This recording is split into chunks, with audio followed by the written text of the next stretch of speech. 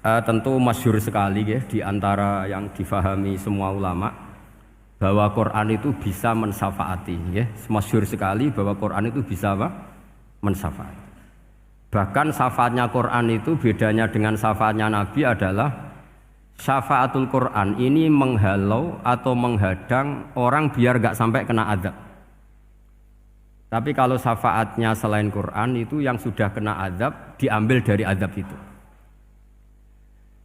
Nah, dalu niki kula kepengin matur teng jenengan sedanten karena niki lami sekali saya kaji bahwa malaikat, nggih malaikat sinten mawon itu juga kena konstitusi aturan fikih. Jadi kalau kita sebagai manusia wajib menghormati orang hafal Quran, enggak boleh nyadui wong hafal Quran, enggak boleh ngidoni wong hafal Quran. Maka malaikat juga kena aturan yang sama. Karena dia malaikat ini termasuk makhluk yang mukallaf, makhluk yang kena tatanan Allah Subhanahu wa taala. Sehingga Rasulullah sallallahu alaihi wasallam dawuh surat Tabarok disebut Al-Munjiyah, Al-Waqiyah. Surat yang bisa menyelamatkan yang hafal dari siksa kubur. Pokoknya singkat cerita, ada orang itu fasik, mungkin ya layak disiksa. Pas sampai disiksa malaikat, surat Tabarok muncul menjelma sebagai seseorang. Kalau kamu menyiksa orang ini berarti nyiksa saya. Terus kata malaikat, anti min kalamillah, ya rujuknya memang perempuan karena surah itu dari muannas karena ada taknya. Anti min kalamillah, kamu ini termasuk kalamullah. Wa ana akrahu musa'ataki, tentu aku enggak berani menyiksa kamu. Ya, terus berdebat kata malaikat, ini orang enggak benar, ini orang fasik, saya harus mukuli dia. Kata surat Tabarok, sak fasik-fasike aku iku ning atine. Kena nyiksa dekne nyiksa aku. Wahnya debat karena enggak ada mahkamah konstitusi. Terus walhasil malaikat bilang gini, ya sudah kita lapor kepada Allah Subhanahu wa taala. Lapor, akhirnya surat Tabarok ini cerita ke Allah, ya Allah, ini orang setiap kali datang ke saya dari sekian surat-surat yang ada di Quran, orang ini milih saya. Yang dipelajari ya saya, yang dihafalkan juga saya. Ini kata surat Tabarok kepada Allah. Jika orang ini hafal saya tidak ngefek ke dia untuk tidak disiksa, maka mendingan saya tidak termasuk kitabika, saya tidak termasuk Quran saja. Wong jadi Quran ora iso nyafaati. Terus kata Allah, lho kowe kok emosi kata Allah.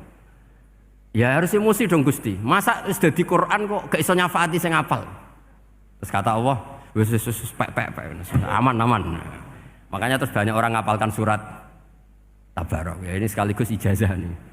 Untuk meradam kemarahan malaikat niku apal surat Tabarok. Syukur-syukur apal 114 surat. Oh niku malaikat sinten mawon pun kena. Cukup apal Tabarok. Sehingga adatnya orang-orang Jawa selain apal Yasin itu apal Tabarok. Nah saya itu lama sekali mempelajari bab ini. Ternyata di antara pokoknya itu satu, karena malaikat itu kena aturan fikih. Nggih imut nggih, malaikat itu juga kena aturan fikih. Jika orang hafal Quran itu haram disadui, kita haram menghinakan, maka malaikat juga kena aturan tidak boleh menghinakan orang yang hafal Quran. Dan alhamdulillah di banyak surahul hadis hafal Quran itu maknanya tidak harus hafal semuanya. Orang boleh hanya hafal Tabarok, boleh hanya hafal Waqiah. Itu kalau kamu hafal betul, surat ini juga bisa berdiri sendiri mensyafaati Anda. Kayak ini surat Tabarok, beliau matur kepada Allah Subhanahu wa taala. Redaksinya gini, inna fulanan amida ilayya min baini kitabika fata'allamani wa ta'alani. Jadi dari sekian surat yang ada di Quran, orang ini selalu milih saya ya Allah. Jadi gampangannya surat Tabarok, wong saya diprioritaskan orang ini kok saya dingin-dingin saja ketika mau jenengan siksa, ini enggak fair. Apa gunanya saya sebagai kalamullah, sebagai kalamuka ya Allah kemudian enggak ngefek kepada orang ini. Akhirnya walhasil sama Allah surat Tabarok diberi hak syafaat. Makanya akhirnya semua ulama ijma yang bisa mensyafaati itu adalah satu Quran, dua Rasulullah Shallallahu Alaihi Wasallam, ketiga orang-orang soleh dan seterusnya. Tapi yang penting dari ngaji ini adalah bahwa malaikat itu kena konstitusi. Makanya saya punya ijazah untuk jenengan. Malaikat itu bisa diteror, sampean tenang saja. Malaikat itu bisa diteror, bisa dibully. Masyhur itu di cerita Nurul Dhulam itu karangannya Senawawi. Sayyidina Ali yang mbahnya Habib Ali ini, Sayyidina Ali bin Abi Thalib. Ya, jadi Rasulullah kita tahu punya menantu yang top alim alamah namanya Sayyidina Ali. Sayyidina Ali ku yang menuso.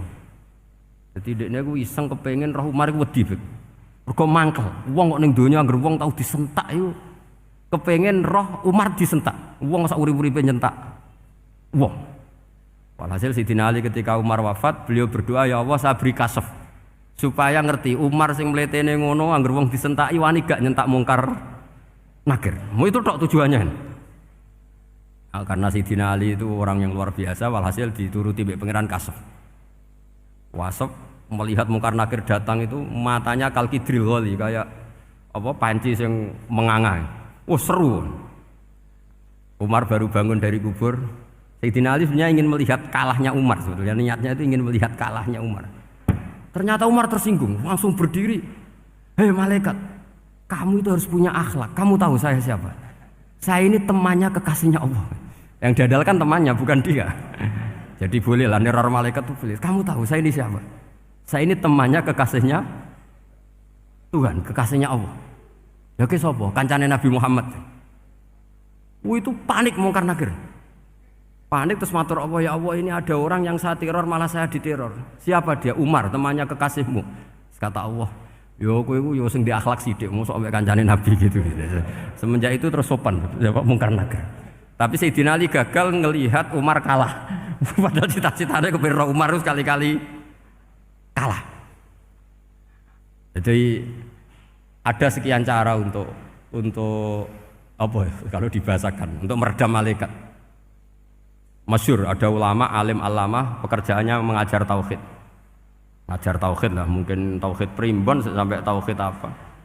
Ketika meninggal sama malaikat masih ditanya marbuka manabiuka dan seterusnya. Imam Malik datang, "Hei malaikat, ini guru tauhid, saurip-uripe mulang tauhid. Kowe ora tau mulang kok takok sing tukang mulang. Sing sopan." Ya sudah enggak usah tanya. Jadi cerita seperti ini mungkin orang lain boleh nggak percaya, tapi itu mudawwan, dibukukan di beberapa kitab, dan saya percaya itu karena secara umum kaidahnya adalah ala inna auliya Allahi la khaufun alaihim wa lahum yahzan. Tetap lahumul busyra fil hayatid dunya fil akhirah. Artinya kalau wali itu ngalami ketakutan ketemu mungkar nakir, berarti dia tidak punya busyra fil akhirah. Padahal para wali ini dijamin punya busyra, mendapatkan gembira di dunia, juga mendapatkan gembira di akhirat. Artinya kalau para wali ngalami ditanya mungkar nakir terus takut, apa mana mbok bayangno kepuyah-puyah, wah itu lahumul busyra. Jadi ini, makanya zaman nanti kalau ditanya mungkar nakir, marbuka, saya guru tauhid. Ngajar di Qudsiyah kelas 6. Nah, harus jelas. Saya kalau ditanya juga gitu, saya guru Minhajul Abidin, ngajar di Habib Ali. Minhajul Thalibin, harus jelas. Kalau Pak Najib lebih gampang, ketua menoro. Lebih gampang lagi. Enggak apa-apa. Kalau karena malaikat itu ternyata mukallaf. Mukallaf itu kena aturan hukum. Enggak boleh dia selonang-selonong. Kena aturan hukum. Makanya fa innallaha ta'ala la yu'adzibu qalban wa al-Qur'an. Allah tidak akan menyiksa hati yang ada di Quran. Kalau orang hafal Quran sampai mati, artinya dia membawa Quran. Dan artinya apa? Malaikat kena aturan tidak boleh melecehkan orang yang membawa Al-Quran. Sehingga surat Tabarak enggak terima, ini orang ini hafal saya, kalau kamu mukulin dia kena saya. Tapi ini orang fasik, tapi saya di situ, kalau mukuli dia kena saya. Akhirnya kompromi terus konsultasi bi Allah. Akhirnya dibenarkan surat Tabarak. Ya, terus ini sudah clear ya, lolos ya, mungkar nakir lolos, baru kayak surat napa? Tabarak. Mungkin-mungkin buatan dites malih, nak dites malih ndredeg keliru ribet. Tapi saya percaya itu ya. Saya tidak bisa membayangkan ya. Ketika Quran disifati Rasulullah SAW bahwa Quran itu syafa', memberi syafaat, kemudian itu tidak ngefek. Saya itu keberatan sekali. Begitu juga apalagi ya, misalnya Rasulullah disifati aqrabin nas, ahabbin nas ilallah, kemudian tidak ngefek bisa memberi syafaat. Itu tidak fair. Pasti orang-orang dekatnya Allah ini bisa memberi apa? Syafaat. Karena status kedekatannya Rasulullah SAW diantaranya adalah hak memberi apa? Syafaat. Karena malaikat yang semuanya itu kena konstitusi. Saya punya kitab Syarahnya Bukhari banyak saya punya. Itu diantaranya riwayat dari Ahlul Bait dari Sayyid Ali Zainal Abidin Anil Husain an abihi an Rasulillah sallallahu alaihi wasallam. Itu riwayatnya adalah ketika nanti di mahsyar itu ya tidak usah kamu bayangkan ya karena ini bila kaifin walan hisorin. Itu Nabi diantara Jibril dan Allah. Kemudian tentu yang akan masuk surga itu orang-orang yang sudah jelas surganya kayak para nabi, para wali, para habaib, para orang-orang pilihan itu jelas surganya. Tapi apa yang terjadi? Allah itu ya tentu Allah zat yang maha tahu, sudah sangat tahu. Itu Nabi usulnya itu hanya satu. Ai Rabbi. Saya masih hafal teksnya. Memang tak hafalkan karena ini tak pakai senjata untuk ketemu para malaikat. Bukan ya Rabbi, kalimatnya ai Rabbi. Ai Rabbi ibaduka abaduka fi atrofil ardi. Lho Gusti yang nyembah jenengan bukan hanya orang Kudus tok, bukan orang Menara tok, bukan madrasah-madrasah elit tok, bukan sekolah-sekolah Anggulun tok. Banyak orang yang di tengah hutan juga nyembah jenengan, banyak orang yang kerja di Korea juga nyembah jenengan, banyak orang dengan segala kemiskinannya juga nyembah jenengan. Tidak hanya orang-orang mainstream ini yang nyembah jenengan. Akhirnya Allah ini terus nyari orang-orang yang enggak jelas alamatnya, enggak jelas statusnya. Tapi di hatinya hanya masih nyembah Allah Subhanahu wa taala. Ini termasuk berkah dari rahmatnya Rasulullah sallallahu alaihi wasallam. Jadi nanti yang jelas ya tentu akan dapat surga karena posisinya jelas. Yang enggak jelas diusulkan sama Rasulullah, ai rabbi ibaduka abaduka fi atrofil ardi. Itu luar biasa. Saya pernah ke Korea itu haru karena di sana ya ada yasinan, ada dibaan. Padahal kerja di negara ateis. Itu kalau mereka sholat, itu nyuri-nyuri waktu makan sholatnya itu di kamar mandi. Ya jangan bayangkan kamar mandinya kayak di sini yang sempit juga kamar mandi di kota-kota itu kan mungkin lebih bagus dibanding kamar tidur jenengan. Kayak di hotel-hotel itu kan kalau santri so ngantuk. Saking mewahnya jadi bisa kadang ada yang tanya, "Mosok Gus kamar mandi nek gue sholat mau cuwilik?" Iwak kamar mandimu ini kamar mandi. Ya sering do tanya saya itu sholatnya sah apa enggak? Sah, semuanya gitu tak jawab sah terus. Dan itu yang nanti diusulkan Rasulullah sallallahu alaihi wasallam, ai rabbi ibaduka abaduka fi atrofil ardi. Di luar orang-orang yang mainstream itu ya Allah, banyak orang yang menyembah jenengan.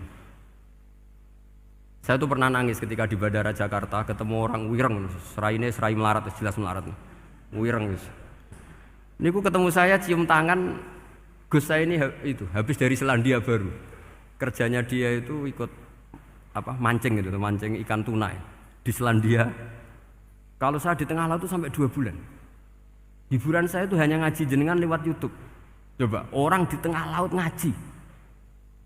Wah, itu seneng pojok bumi. Jadi ini umat Rasulullah sallallahu alaihi wasallam. Makanya kalau suwun jenengan yakin saja terhadap syafaatnya Quran karena semua malaikat itu kena aturan. Di antara aturannya adalah tidak boleh menyiksa orang yang di hatinya ada Al-Qur'an. Fa innallaha ta'ala la yu'adzibu qalban wa al-Qur'ana karena Allah tidak akan menyiksa hati yang ada di Quran, yang ada Qur'annya.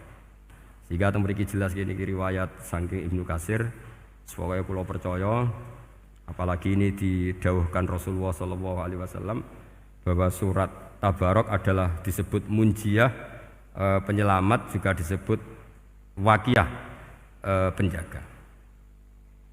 Lalu biasanya orang-orang yang enggak percaya syafaat itu pertanyaannya adalah kan manusia itu wa alaisalil insani ila masa'a, manusia itu hanya bisa membawa bekal apa yang pernah dilakukan.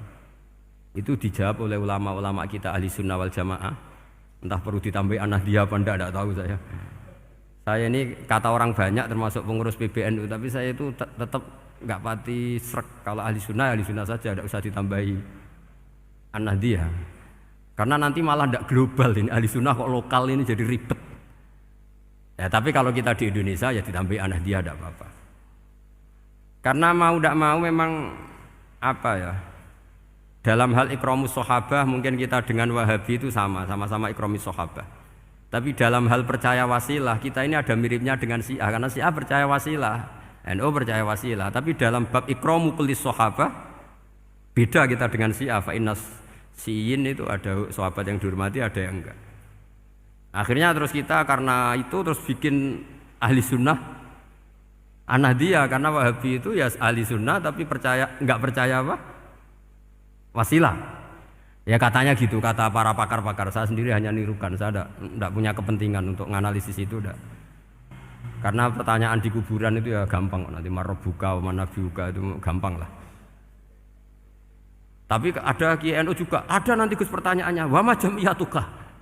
Waduh ribet itu, lama-lama wama hizbuka, partai kamu apa? Ribet kan kalau semua orang kreasi nambahin, malah ribet kan. Tapi lewat ngaji ini saya pastikan bahwa surat Tabarok itu luar biasa.